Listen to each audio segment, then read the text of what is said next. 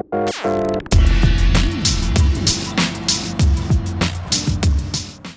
guys, Bjergsen here, coming to you guys with a vlog straight from Seoul, Korea. I think we arrived here maybe 3 or 4 days ago, and we started just getting into scrims and practice right away. We're in the same kind of area hotel that we were last time, so for me that makes everything a lot easier because I know where all the food places are. I kind of know how to get around and how to take care of myself, so I can spend more time focusing on the game and practice. So yeah, I really like it here.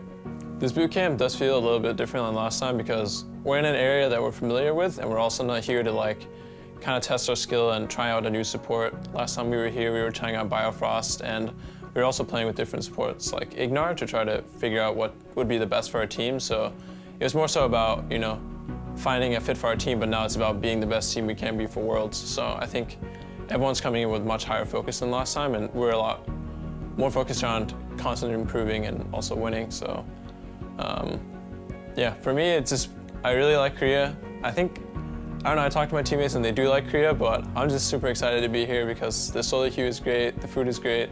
There's nothing to really dislike for me. Every time I come here, it's been a ton of fun, and I feel like I improve really fast playing Korean solo queue because it's a lot more like scrims, and it feels good being able to get proper practice outside of scrims.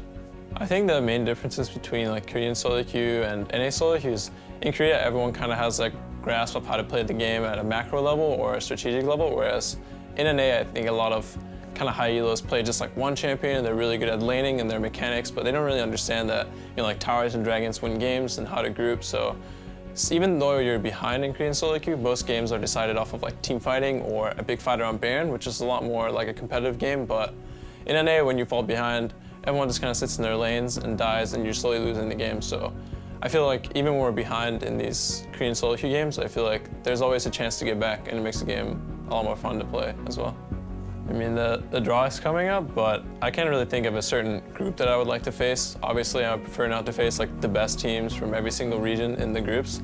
I'd rather face them later, but at least I would like to chance to scrim against the top teams from each region to see how we kind of face up against them. And it also kind of gives you a confidence level going in if you do really well in these scrims. Even though scrims don't mean everything, it's still kind of we can still compete with these best teams. And since we're first seed, I think we're going to have a bit of an easier group generally than maybe the lower seed NA teams. So it's going to make us feel a lot more confident going into quarters and semis if we make it out of groups.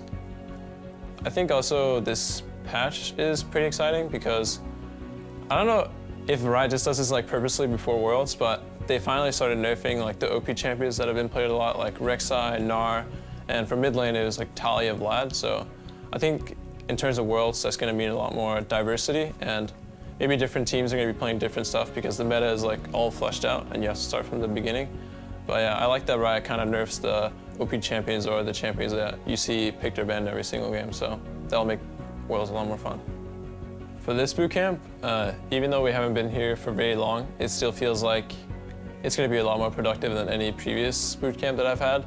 I think the most productive was the very first bootcamp that I had because we had fairly good scrims in the beginning, and then when we were losing, even though there was a lot of kind of friction, it was still towards the growth of the team, and it still felt like even though we were going through some hardships, it was ultimately to improve the team. But the previous two boot camps that I had, I think with the Season 5 roster, there was a lot of frustrations, but we didn't really kind of overcome them and improve, and everyone felt really isolated because we're in a country where, we can't really speak the language. It's kind of hard for us to get around, and when you're also doing really bad in scrims, it feels like everything's kind of falling apart. But I know with this roster, even if we end up doing really bad in scrims or everyone gets really stressed out, I feel like everyone here is mentally tough enough to kind of suck it up and just do our best for Worlds.